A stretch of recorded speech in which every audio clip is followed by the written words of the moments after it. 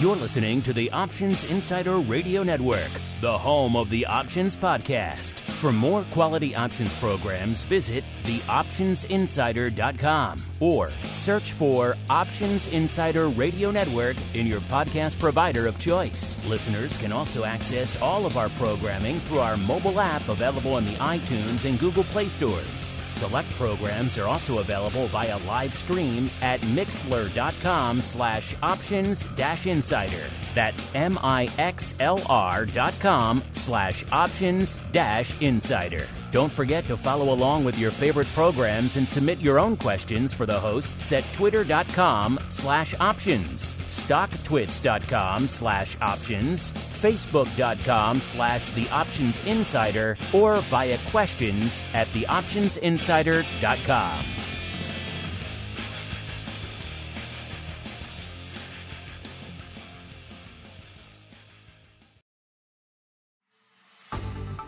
Welcome to Volatility Views, the premier program for volatility traders. Each week, we'll take a deep dive into the world of volatility with in-depth analysis, trading activity reviews, strategy breakdowns, cutting-edge education, and much more. We'll also bring you exclusive conversations with the traders, researchers, and asset managers who are reshaping the volatility landscape.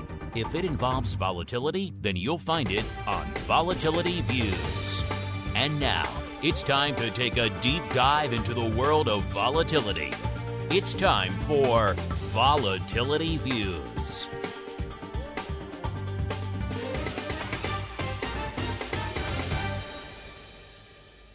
All right, everybody. That music means we are back once again. It is Friday. It is noon Central. It is 1 p.m. Eastern. It is time to see what's cooking in these vol markets. Yes, it is time once again for Volatility Views, the premier program for volatility traders. My name, of course, Mark Longo from the optionsinsider.com, as well as from the network upon which all of you are just sucking down the bandwidth these days. It's okay. There's more where that came from. Even if the bills last year were higher than ever. You know what that means? That means there's more audience, more listeners than ever. So we love you all. Keep sucking down the bandwidth. We don't judge over here. Of course, if you like what you hear, this show, anything else we do on the network, even for a lot of you new folks, the algorithms love the new stuff. So if you, whatever platform you're getting it on, you know, your Apple, your iTunes, your YouTube, Audible, Google, doesn't matter, Spotify, it's on all of them. Then make sure you're leaving a rating, a comment, a review, whatever your platform lets you do. All that stuff in aggregate helps new people continue to discover the shows. And of course, if you too want to discover more great content, you want to dive into options oddities immediately after Volatility Views, you don't want your broadcast week to end. I get it. Only one place to go to keep the party going, theoptionsinsider.com/pro. Welcome to all the new folks who've been joining us. We had our buddy the Meatball kicking off the Pro Q&A hot seat for us earlier this week. A lot of new names in there. Always love to see new people playing along, joining the Pro, asking great questions. That's what it's all about at the end of the day. It's a participatory thing at the end of the day. So we love to see. Welcome to all of you folks who joined us late last year and indeed in the first few weeks of this year. A lot of fun going on. theoptionsinsider.com/pro. Just checked it. It's exactly 300. In fact, now once that panel goes up, which should be any minute now, 301 episodes waiting for you on that exclusive. That's a boatload of content, listeners. That is weeks worth of exclusive content sitting there the second you hit that button. Plus live streams, giveaways, all the other fun stuff that we do. And exclusives like that panel. That panel was no mean feat to get access to, listen. You had to come to a conference. You had to fly in, probably. Chicago was frozen. You had to pay the admission, all sorts of fun. So instead, we hand it out to you folks over there. theoptionsinsider.com/pro is the place to go to learn more. As we go around the horn, see who's joining us today on the old Volatility Views show. First, we go out to the balmy, some might say tropical, southern volatility mecca known as Austin. What's it, 90 degrees down there already? Where we are joined once again by the greasiest of meatballs, Mr. Mark Sebastian from OptionPit.com. Mr. Meatball, welcome back to the show, sir. How are things in the southern volatility mecca? Oh, things are great. It's good to be here. And also joining us from a little bit closer to home, a little bit chillier area known as Chicago, we are joined once again for the first time in the new year by our old buddy, Mr. Scott Nations, the president over there at Nations Indexes. Scott, welcome back to Vol Views and indeed to the network for the first time in this mad new year of 2024, sir.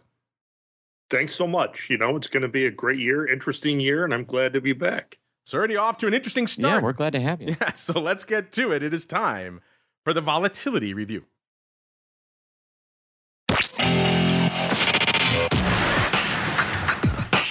It's time to break down the latest developments in the volatility trading world. It's time for the Volatility Review.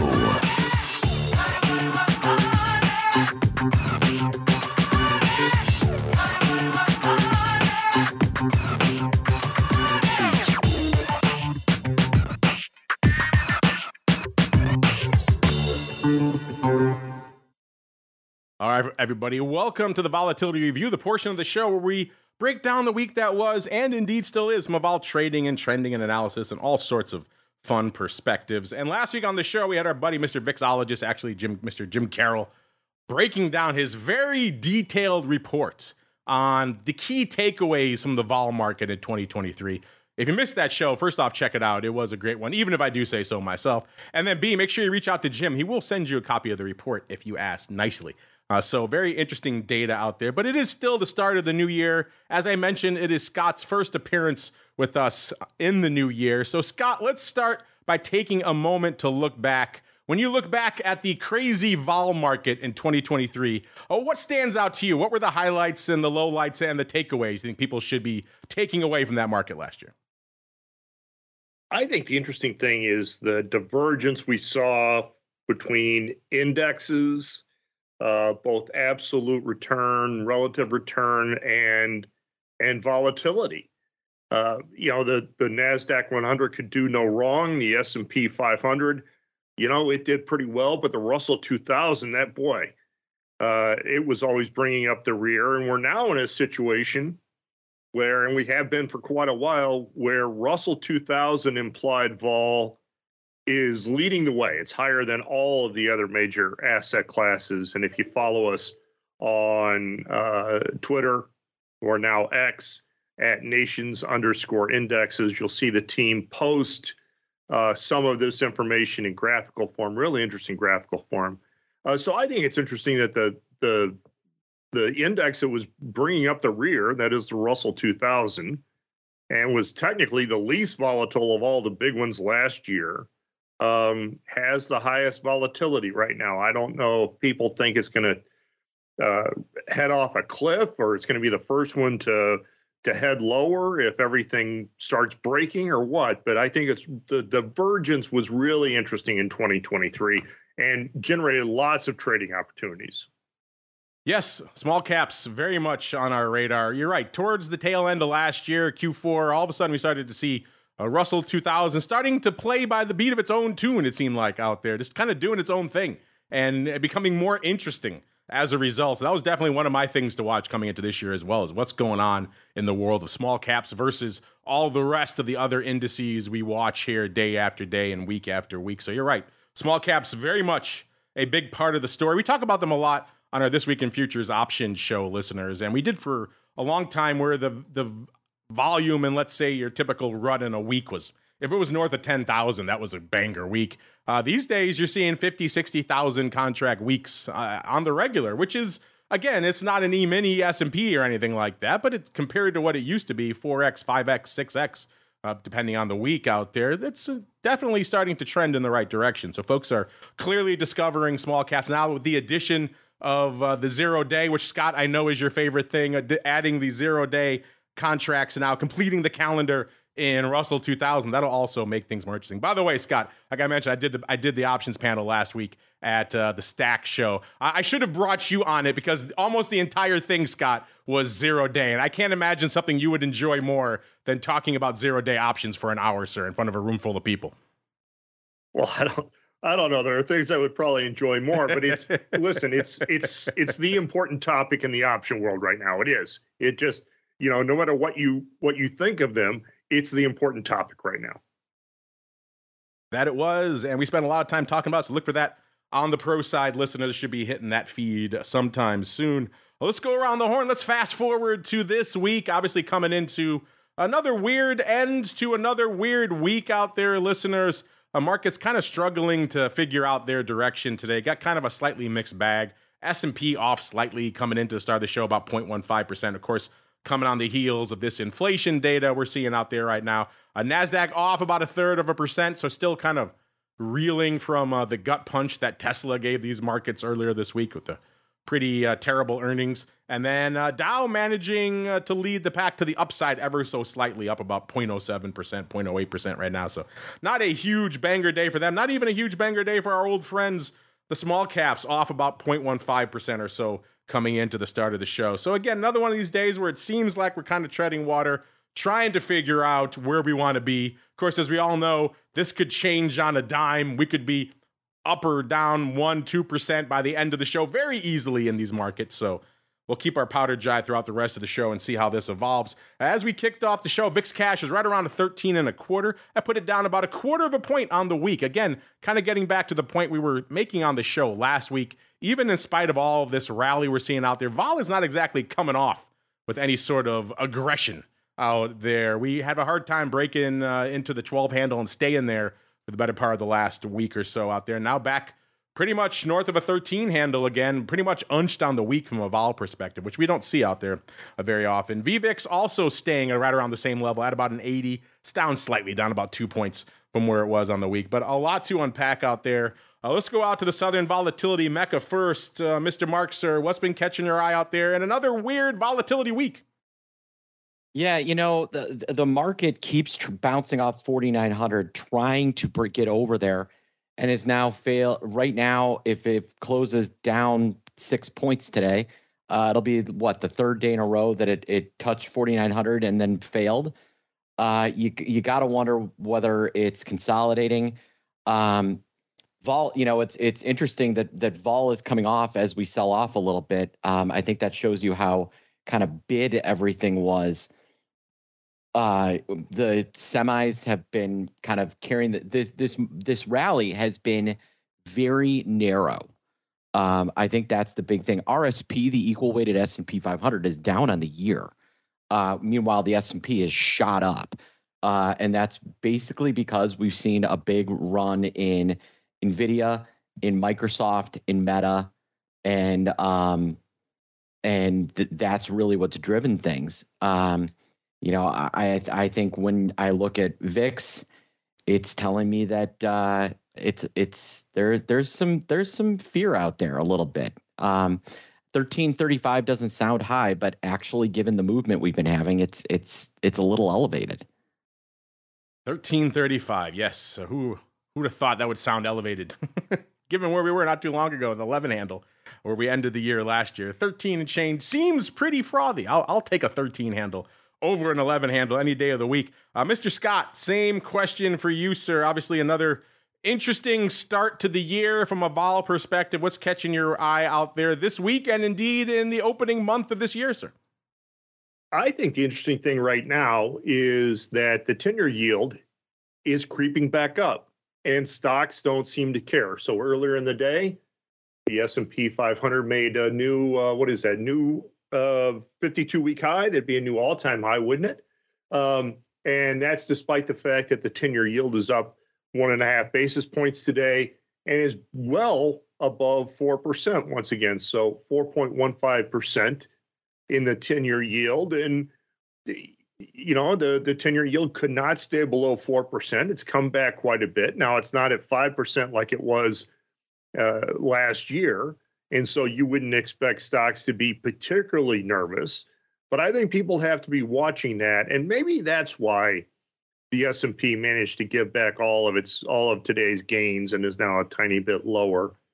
You got to be paying attention to that sort of thing.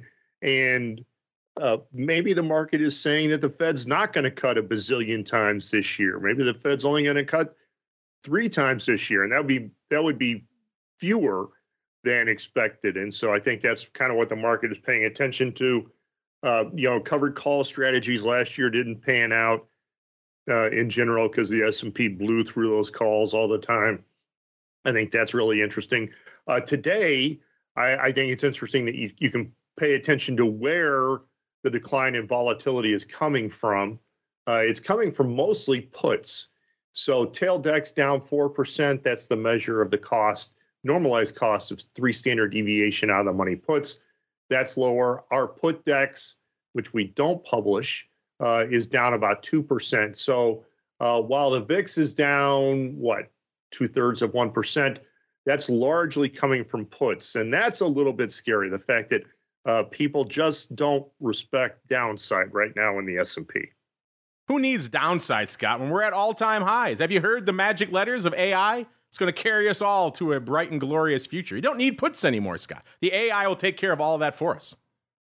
Well, you have more faith in AI than I do. And while that may be a great thing for NVIDIA, not certain how it's going to help Costco or Walmart or Ford or any of those other companies that are so much the S&P 500. The AI robot loads your bag and then it carries it to the car for you. Perfect. Costco. There we go. AI. Bam. AI buys your puts for you at the perfect time on the way down, Scott. You don't have to worry about those things anymore. We'll see about that. I've heard people talk about those sorts of programs before. They don't tend to work. The market seems to outsmart even the brightest, most cutting edge AI these days. Let's keep on rolling. Let's see what's cutting things up out there in the land of the volatility surface. And coming into the start of the show, things were a little bit down. I'm sure if we rack these now, might be a little bit closer to flat. Feb future, when we came into the start of the show, was down about 0.5 point, and the March future down a little bit more than that, down about 0.6 of a point. If we keep going out all the way out closer to the election, obviously our vol tends to creep up. Listeners, we don't used to have easy 20 handle at that level, if not more. Obviously, we've come off quite a bit since those days of about a month and change ago. Now the highest we get on the curve going all the way out to, let's say, September is right around a 17.5, pretty close to about 1740 and change out there. So obviously much frothier, much higher than we are right now, but also not quite at the levels we were talking about even a month ago out there. So intriguing things for all of you out there who are betting on the election to juice up these vol markets. They're betting on more juice, but maybe at least not right now, not as much as perhaps you might be expecting. Mr. Mark, we'll start with you, sir. Anything catching your eye out there in the volatility surface this week, sir? Yeah, I mean, I still am impressed by how suppressed the front and second month futures are. Feb and March just seem way too cheap to me, going all the way down the curve. The spread between Feb and the cash index is 0.6 of a point. That's really, really, really tight, given how much time there is to expire. And March at 1507 doesn't seem excessively expensive either. I think the curve is shockingly depressed. I'd like to see, I don't fully know how to comprehend why it's doing this, where the pressure is on these futures, but there is a lot of it. And so if we do get some sort of sell-off, we could see a pretty strong move in the volatility futures relative to what we would see potentially in the S&P if it does sell off. Yeah, you're right. I'm looking at the numbers right now, and I'm hard-pressed to think of another time recently where we saw that front future so close to the cash. You're right. Usually it takes some time, listeners. You need some of that air to come out of the balloon before those two can get a little bit closer. In the past, how much have we talked about? How often have we talked about that chasm between the front future and the cash? Usually it's at least 1.5 points around this time, maybe recently even as high as 2 points. And right now we're well below that out there, which again is kind of fascinating. Gets back to Mark's point about maybe is the front portion of the curve a little bit depressed? I don't know. Mr. Scott, what are your thoughts on what we're seeing out there on the vol surface right now? Do you agree that maybe things are looking a little bit perhaps depressed right now?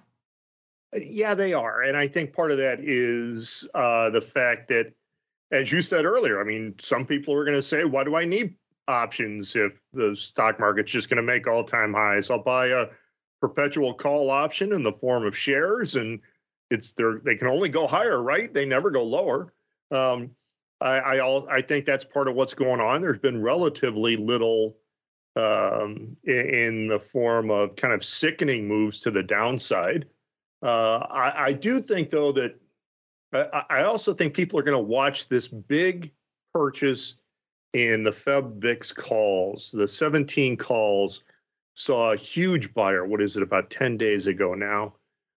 They paid 67 cents for 236,000 of those calls. And they actually were looking really prescient at one point. They were looking really smart at one point. Now with the S&P making all-time highs or near all-time highs, and vol coming off a little bit. They're underwater on that, which was probably a big hedge against a long equity portfolio. So they can't feel too bad about the fact that their hedge isn't working out. I mean, that'd be a little bit like being disappointed that you paid all those life insurance premiums and didn't get to collect. But every once in a while, you'll see people step in just a little bit and buy some protection, just not nearly enough to get the market, the vol market, kind of where it should probably be, given that the Fed's going to be really active this year and we're going to have a really contentious election. Yes, that was a huge print. I do believe the single largest block print of calls in VIX options history, nearly 250,000 contracts. A big print, listeners. We polled you folks when it went live. Of course, I do believe slightly over half, somewhere around 55% of you said you wanted to buy those as opposed to sell those. So you were liking those, and you were looking pretty good. Even as recently as last week, these were printing over $1. So they were up on this trade, as Scott mentioned. Now, of course, not so much, but you got some time left on this one. So for all of our listeners out there who wanted to buy these, we'll keep an eye on them. Are they still open? I guess let's go find out, listeners. Let's move on into the VIX options portion of the show. Is today a rock'em sock'em robots day for VIX options? I guess it kind of depends how you're looking at it. Lately, we've seen some snoozers. So by comparison, today is a pretty action-packed day. 378,000 contracts on the tape right now, listeners. That looks even better. We see the ADV has fallen back down to 634,000. That's down about 50,000 contracts from where it was this time last week. So like I said, there were some sleepy days this week out there. So today, by comparison, looks like a comparative explosion of paper. Before we get into this week's action, let's break down the top 10 positions out there. Let's see if our old friend, the Feb 17s, are still open out there. By the way, if you're thinking this is the week, listeners, we got up to about a 15 handle ever so briefly in VIX last week. Someone clearly had to buy some puts out there, maybe 12 halves, maybe 13 halves. Maybe this is the week that a put is going to make its way into the top 10 size positions in VIX options right now. Once again, you are disappointed now for how many weeks in a row. I've lost track. It's been all calls all the time for as long as I can remember now on this show. And that is the case again this week. Cost you 170,000 contracts to break into the top 10 in VIX land this week. That's respectable. It's not explosive by any means. That gets us to the Feb 19. So again, compared to some of these strikes we're going to talk about, the 19 seem pretty reasonable. Number 9, 186,000 of right back at it, listeners. The April 60s, one of my favorite strikes on the board out here right now. Number 8, 206,000 of the even more reasonable, easy for me to say, the even more reasonable Feb 16s. So if you don't like the 17s, allow me to present the Feb 16s, probably trading for around that same level right now. Number 7, 213,000 right back at it. The May 47 halves. If that's too far out for you, listeners, but you really like that strike, allow me to present number 6, 215,000 of the March 47 halves. What could go wrong? Why wouldn't you want the 47 halves in your back pocket? Number 5, 218,000 of the Feb 18s. Again, comparatively very reasonable. Number 4, 221,000 of the Feb 30s, right back up there again. Number 3, 238,000 of the March 20s. Again, compared to some of this other stuff, somewhat reasonable. Number 2, 346,000 of the Feb 20s. And take a guess, listeners, what could possibly be the number one size position out there in VIX options right now? If you were paying attention to what Scott said just about 3 minutes ago, then you should know the answer out there, listeners. Yes, it is our old friend, the Feb 17s, now with nearly 400,000 open on this strike, 396,000 contracts. It seems like either our friend has come back to play or he has inspired quite a few others, because these things have been trading fairly actively ever since that trade went up, which was back on the 12th, listeners. We saw nearly 300,000 trading in total just that day. Then we saw on the 16th another 32,000, 17th another 68,000 almost. So this strike has been hot and heavy ever since that print went up. So intriguing. We often see a big print can sometimes drive some imitators out there. Maybe some folks fading it as well. But either way, a lot of OI now, nearly 400,000 contracts on that strike. So everyone is now razor focused on the 17th strike. Let's keep on rolling out there to the action. Like we said, today, a respectable day, all things considered. 378,000 contracts on the tape. Most of that thanks to the April doubles, the April 55 calls. going up for size today, 75,000 times, followed by right behind it, the April 20s. This got me thinking before, I think this might be part of like I think there was a ratio before on this. Now it does seems like it's almost 1-to-1, 50,000 of the Feb 20. So if this went up as a ratio, they did it almost 1-to-1, which is kind of interesting. You're getting obviously a little bit extra if you're, and that's also a weird 20-55. I don't know. We've seen weirder things on here. I'm not always a huge fan of these really, really wide VIX verticals, but clearly someone might be to the. I'm looking to see if this one up as a spread. I don't. No, they went up about an hour and 50 minutes apart. So it looks like a duck. It just doesn't quack like a duck, which is kind of interesting. All right, so it's not a vertical. It's just a lot of upside action in April to kick it off, followed by number 3, 50,000 as well of the April 40s, and that might be the other side of that spread. It might have been an April 20 40 vertical out there instead. That certainly lines up a little bit more. Yeah, it looks like that's how it went up. 25,000 times. Looks like, again, kind of an exact mid-market execution. Probably a buyer if past his prologue. And doing it again, looks like a total of 50,000 times today. So hence all this paper we're seeing out there right now. And then 20,000 of the Feb 14 puts for number 4 and 15,000 of the May 30s for number 5. Yesterday, kind of an anemic day. Only 287,000 contracts on the tape. Again, these April doubles just leading the dance again yesterday. 75,000 again, so 2 days in a row. 75,000 of these April doubles going up. They were opening yesterday. It's possible, I suppose, they were bailing on these today. That would be pretty funny, a one-day April double trade. Number 2, 18,000 of the Feb 12 half puts. Number 3, 12,000 of the Feb 20s. Number 4, 12,000 as well of the Feb 13 half puts. And rounding out the top 5 on a pretty light day, 11,000 of the Feb 14 puts. Getting out to Wednesday, a little bit more respectable, 499,000 contracts on the tape. No clear dominant print like there was the other days of this week. The big dog, 33,000 of the March 45. So getting back up to the upside, listeners. Number 2, 26,000 of the April 13 puts. Number 3, 25,000 of the Feb 13 half puts. Number 4, 20,000 of the March 14 half puts. And rounding out the top 5 on a decently active Wednesday, 17,000 of the Feb 24s. Tuesday was the banger day of the week, 1.1 million contracts on the tape. The big dog on Tuesday, 70,000 of the Feb 12 half puts. So again, puts are printing for size and they're opening. It's not enough to make it into the top 10, listeners. Number 2, 65,000 of the Feb 20s. Number 3, 54,000 of the Feb 40s. So again, looks like maybe some 20-40 vertical action. Number 4, 50,000 of the June 47 halves. Like, people love that 47 half shot. They cannot get enough. They're in March, they're in May. Now, clearly, they're in June as well. And number 5, 49,000 of the Feb 30s. And then Monday, a respectable way to kick off the week, 719,000 contracts. The big print kicking it off, 86,000 of the April 20 calls, followed by 75,000 of number 2, again, of the June 47 half. So this love for the 47 half strike, listeners, it kind of just mystifies me. Number 3, 40,000 of the Feb 16s. Number 4, 36,000 of the April 16s. And number 5, on a pretty active Monday, 35,000 of the Feb 16 puts. All right, Mr. Mark.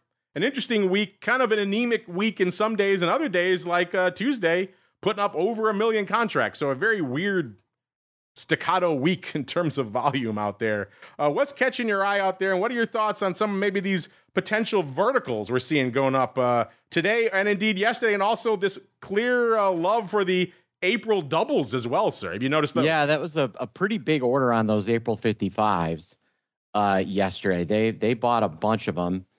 And, you've got more going up today. You got the 20 call, the 20s, the 40s, like it's a busy, there are some active hedgers going on in the VIX. Now that it's down here, it makes some sense. You had March and Feb busy on Wednesday. So we're seeing call love, which makes sense with where volatility is with those VIX futures, as depressed as they are. It's really inexpensive to step in and hedge. And, we get a little bit of selling. As I said, when we were talking about the futures curve, you could get a lot of, you could see vol really pop in in those options. VVIX is only 80.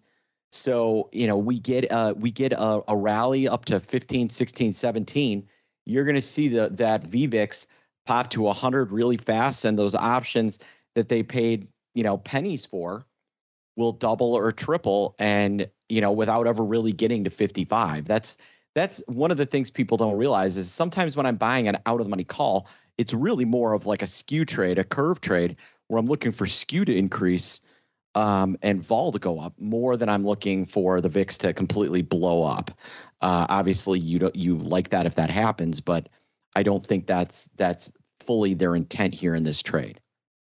Gets back to one of our favorite topics here on the network: the garbage VIX calls and the garbage S&P puts, and what it takes to make those things actually pay off. Might surprise you, listeners. But Scott, you're just talking about our old friend, the Feb 17s. That's getting a lot of attention out there right now, but as Marcus pointed out, seems like maybe we're finally getting back into that season where upside is cool again out here in VIX land, and all sorts of upside. Not just the 17s and the 20s, but the 20-40 verticals and the 55s and the 47 halves and all of this other fun stuff. Are you noticing this and any other trades out there catching your eye out there these days, aside from the massive print of the Feb 17s?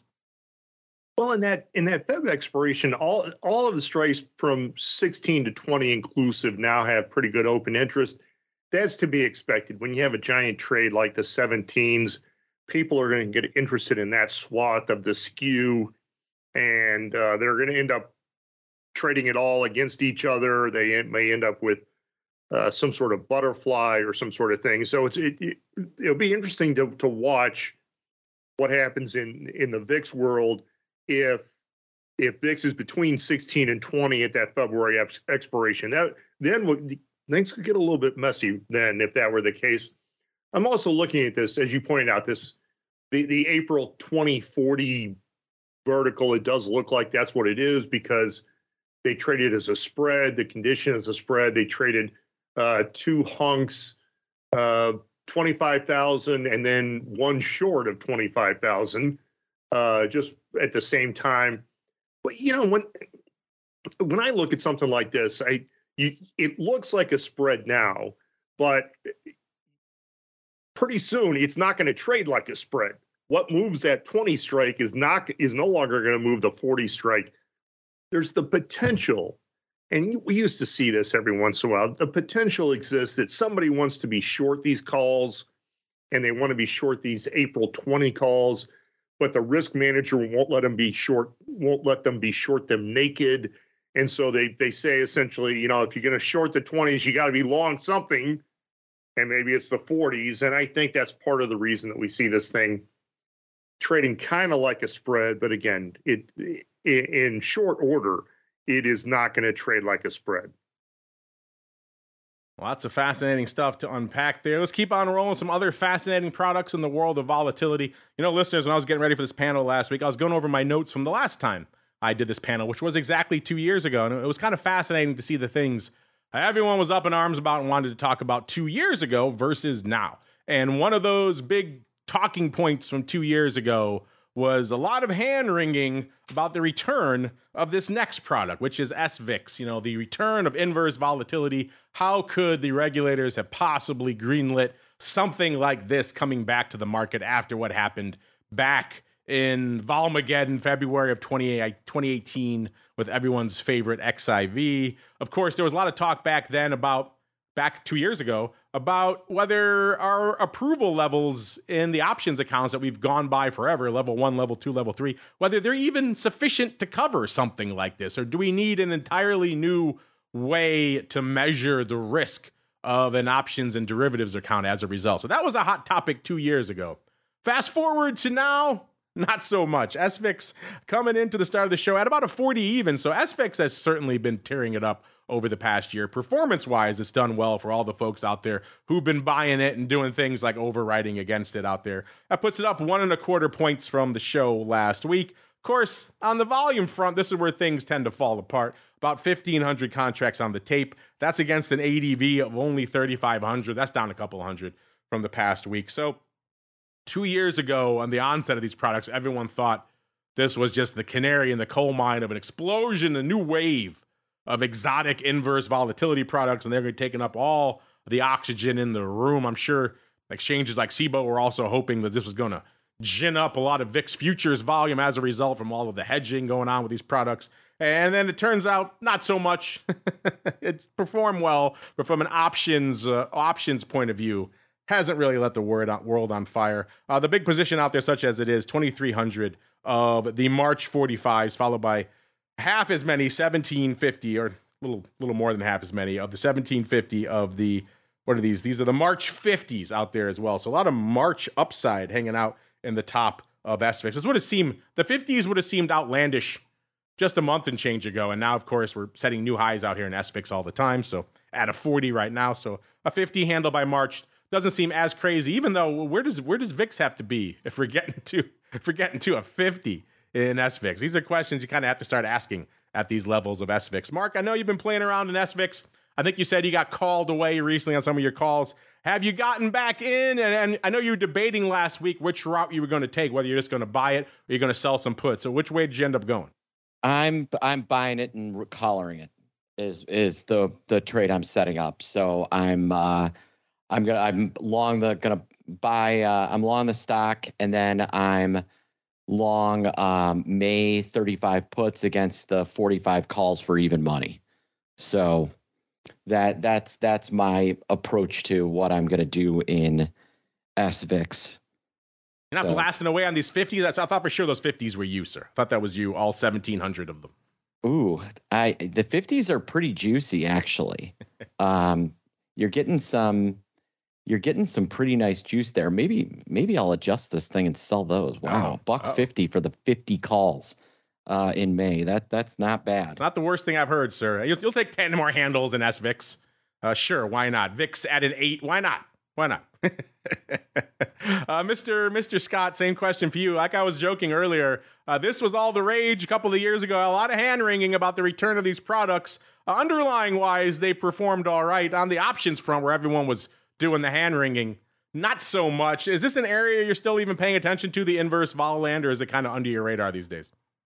No, I think it's if people want to trade this product, I think they should probably be able to. I hope the people who do understand what these short vol strategies really mean and how they really work. I think people's eyes have been opened. So, for example, if you look at the vol space or you look at the option space for SVIX, I'm looking at the June expiration and the $1 puts. So right now it's the ETF or ETN is trading $40, just about $40 even. The $1 put is offered at 15 cents. The $9 put is offered at $1. So people have figured out that these things can go to zero. They can go to zero overnight.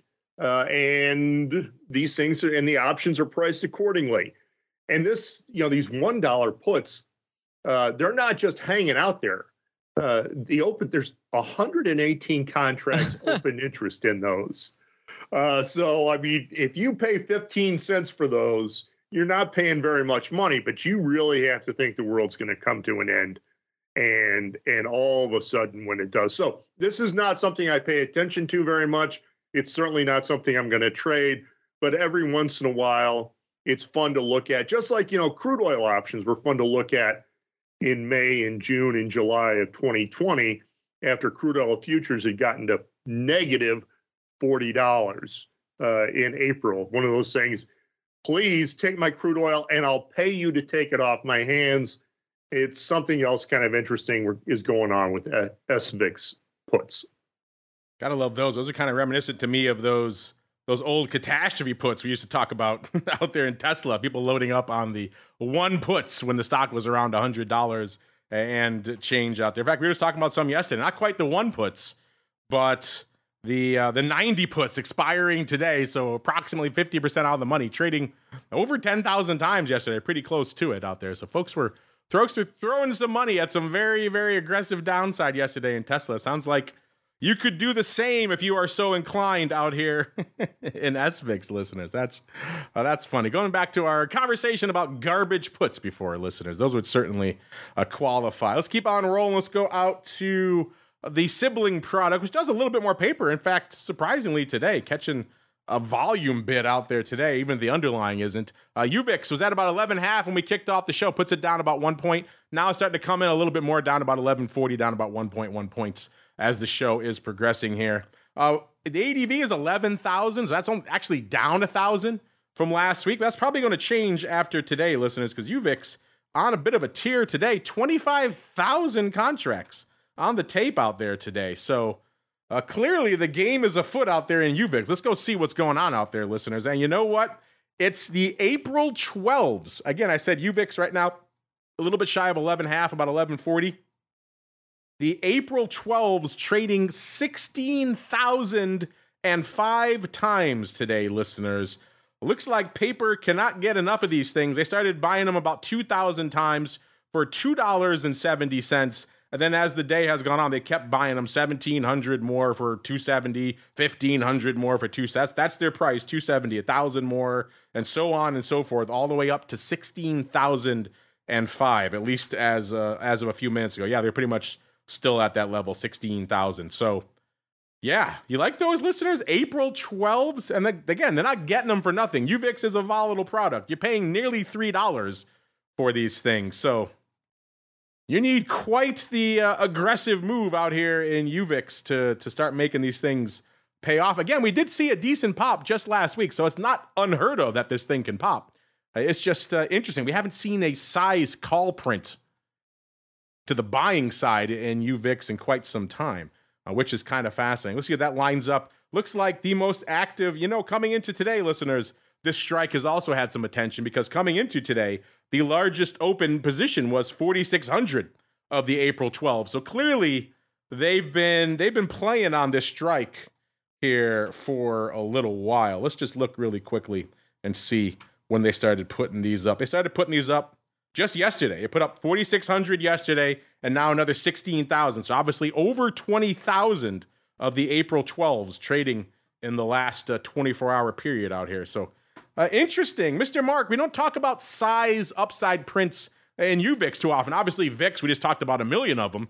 And we talked about some fun upside in SVIX for a variety of reasons. UVIX, we don't see it too often. So kind of interesting to see one standing out like this. What are your thoughts on these? 20,000 now of the April 12s in UVIX for around $2.70.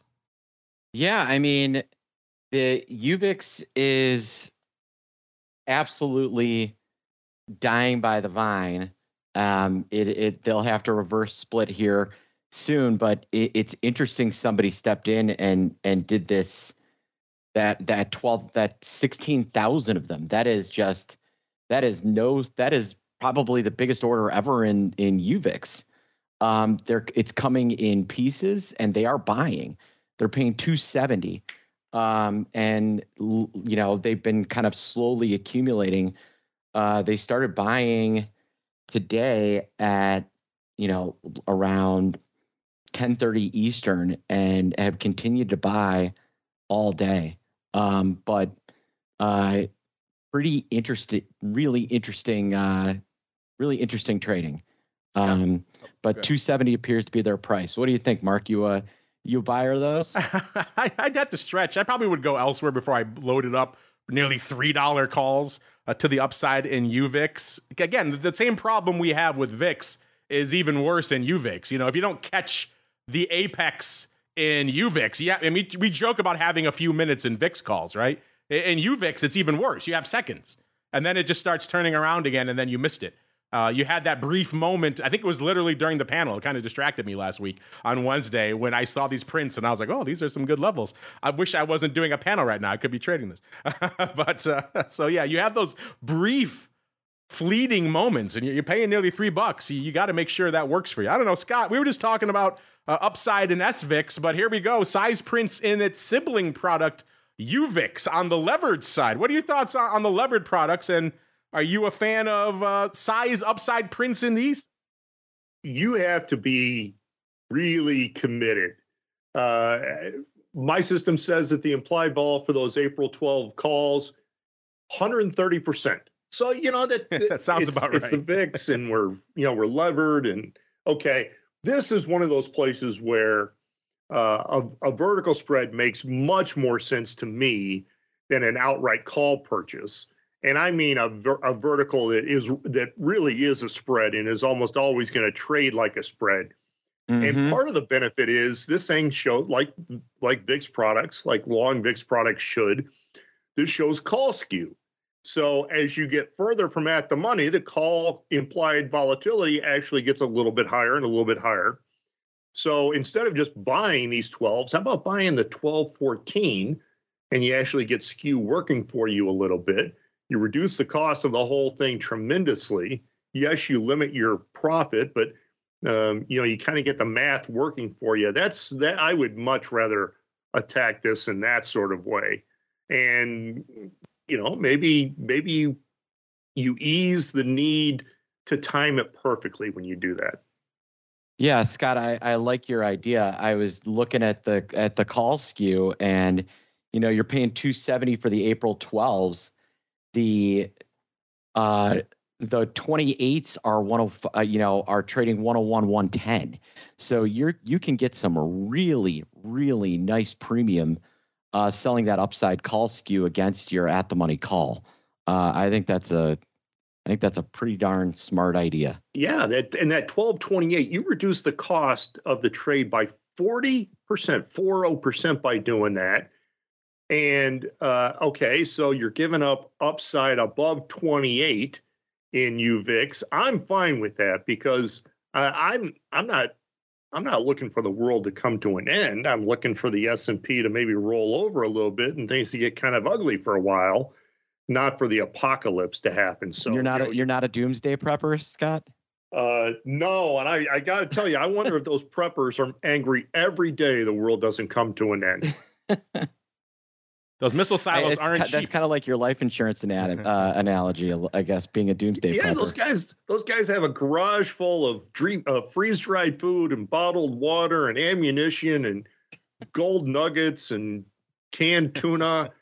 They got to be wondering when all that stuff's going to go bad. And they got to be thinking the world needs to end in a hurry. They spent all that money. They wanted it to come. It's like that show, The Last of Us, when the world comes to an end. The prepper is very excited because all of his stuff worked out. He didn't waste his money and his life. So yes, there is something to that. Speaking of you folks out there, listeners, we got a fun flash poll going on right now about these UVIX calls. So let's get out there and talk about that. I also have some other stuff. We'll get to UVXY and all that fun, I think, with these poll questions as well. Actually, before we get out of here, really quickly, Scott, it is a hot earnings week. I joked about Tesla at the top of the show here, but I saw you folks over there at Nations on Twitter have been tweeting out a lot of earnings vol products. You also have your Tesla Voldex and all that kind of fun stuff out there. So anything catching your eye on the earnings vol front you want to share with our listeners really quickly? Yeah, we've again at our Twitter account. I'm still going to call it Twitter. It's always going to be their Sears Tower to me. It's always going to be Twitter to me. We have started. Joe and his team have started tweeting out some interesting stuff about the Mag 7. So we'll publish our option window for the Mag 7, which is a kind of a graphical description of the vol space, 30-day vol space in the Mag 7 names. Tesla for a long time yesterday was the worst performer in the S&P 500, down about 10% much of the day on disappointing forward guidance. Okay, I mean, it was priced for perfection. Interesting that implied volatility came in yesterday, and it just, to me, that shows the power of the catalyst, particularly when it comes to earnings. So yes, Tesla was down 10% most of the day. Implied vol was still lower because the catalyst was passed, even though the news was horrible. And I just think, if you're new to trading single name options, you just have to really be prepared for that. That what we always called the vol suck. That is, vol just comes out once the giant catalyst is passed. And let's keep on rolling with the show, listeners. Got a little bit of time. Let's get into some of your volatility voicemail. It's time to share your thoughts and opinions with your fellow volatility traders. It's time to check the volatility voicemail. Make your voice heard by dialing 779-669-4VOL. Posting a comment on the optionsinsider.com, sending an email to questions@theoptionsinsider.com, or posting your questions to twitter.com/options or facebook.com/theoptionsinsider. All right, let's get to it, listeners, because we're coming up against it already. A lot of fun going on. Our keen-eared producers, while we were talking, threw out a flash poll. This is just going to be live pretty much for the duration of the show and for the next hour. So if you're listening on the podcast, it is already too late, which is why you need to be following us over there at Options throughout the week, listeners. They're asking you very simply, talking about the surprising action in the UVIX April 12 calls. Paper buying 16,000 today for approximately $2.70. Do you like these or sold to you? And right now, in the early voting, 100% of our audience saying sold to you. Not loving these. Kind of figured it would go that way, but we shall see. We'll come back to that at the end of the show and see how folks are hanging out. Our actual question of the week this week, listeners, very much germane to this show. We asked you, at the beginning of the year, we like to ask you a lot of broad questions to see how you're shaping up for the year and what you're planning to do and trade throughout the year. And we thought we'd ask you that along the vol lines right now, asking you quite simply, what is your preferred way to trade broad market volatility? We're not talking specific, products or some specific volatility for a specific product. We're talking broad S&P index vol, listeners. Gave you a bunch of choices. You're playing old SPX and your SPY. You can throw in there your E-mini S&P options if you want as well. So go straight to the source. Maybe you're hedging, maybe you're not. Or you're going more to the vol complex, your VIX options and futures. Or maybe you want to go the plain vanilla ETP route, like your VXXs or that sort of thing. Or maybe you want to get a little bit spicy, a little bit crazy. You want to go inverse or maybe even levered. So products like UVXY out there right now. And I will say, just to, because we're coming up against it, it was looking pretty firm for plain old S&P options leading the dance 40+%. And then our buddy who was on the show last week, Mr. VIXologist, who I jokingly referred to as the captain of the UVXY Defense Force, he took umbrage at that. But I think, given what's happened this week, I am borne out here. He came in and started sending people to the poll saying, make your voice be heard. And lo and behold, somehow UVXY and the inverse levered ETPs are now winning with 40.6% of the vote. So I smell the hand of skullduggery, a.k.a. Mr. Jim Carroll, at work here, gumming up the works, listeners. All the UVXY Defense Force coming out of the woodwork for this one. Followed by now number 2, 35.9% for plain old S&P options. VIX coming in a distant third, 15.6%. So no love for VIX options and futures. And even less love for your plain vanilla vol ETPs. Mr. Scott, as someone who's put out a vol product or two in his day, does that surprise you? Of course, putting aside the blatant vote stuffing we're seeing in our poll right now, does it surprise you that maybe the S&P options aren't still taking it, sir? The guy from Chicago is stunned that somebody would stuff the ballot box. No, this doesn't surprise me too much. Although I think that from my point of view, SPY options are the best tool going away. The very liquid markets, each of these options is nearly always 1 or 2 cents wide.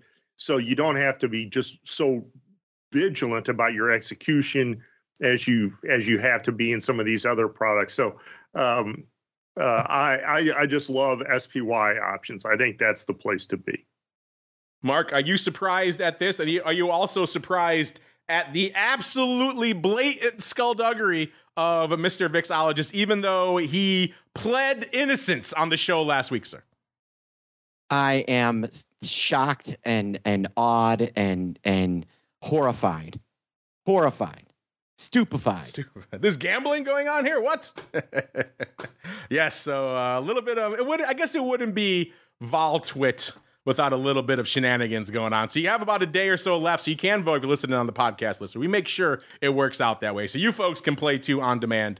As we keep on going into the final, most difficult, most dangerous part of the show, it is time for the crystal ball.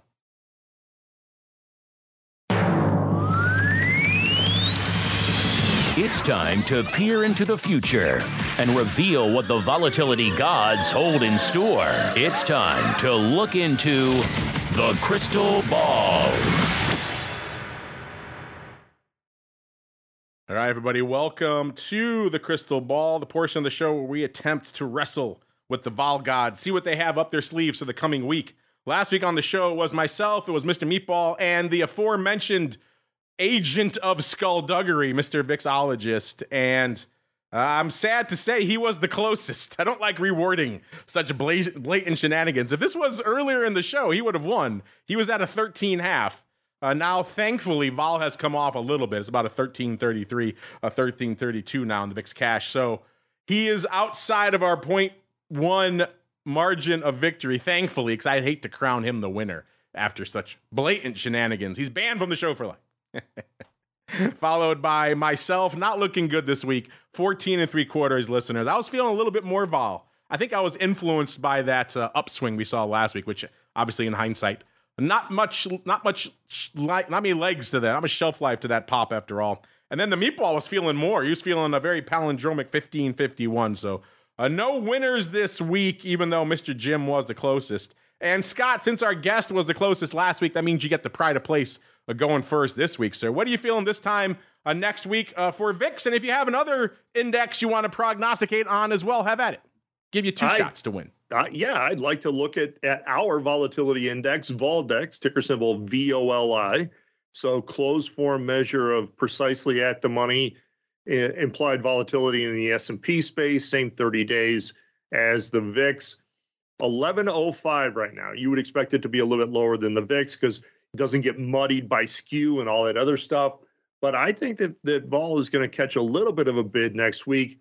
And so I think VOLDEX, which again is ticker symbol VOLI, 1105 right now. I think it's going to close next week at 1150.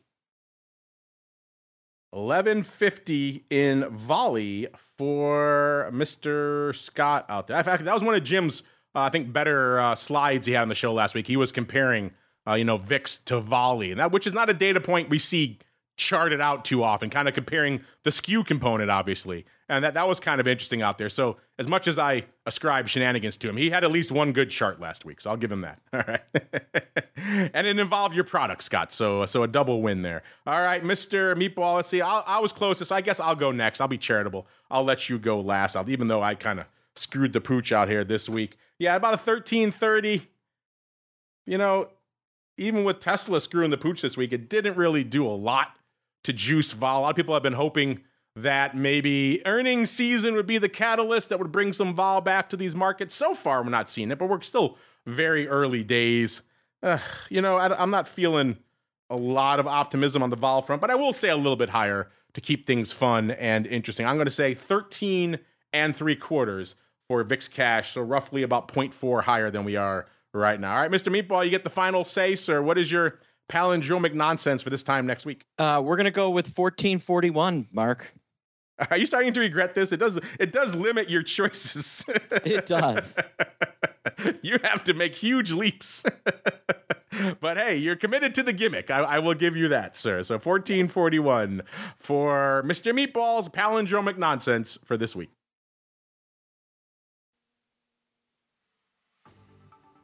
All right, and that music means we have come to the end of another fun, interesting, head-scratching sojourn through the world of volatility. But before we go, listeners, let's go around the horn.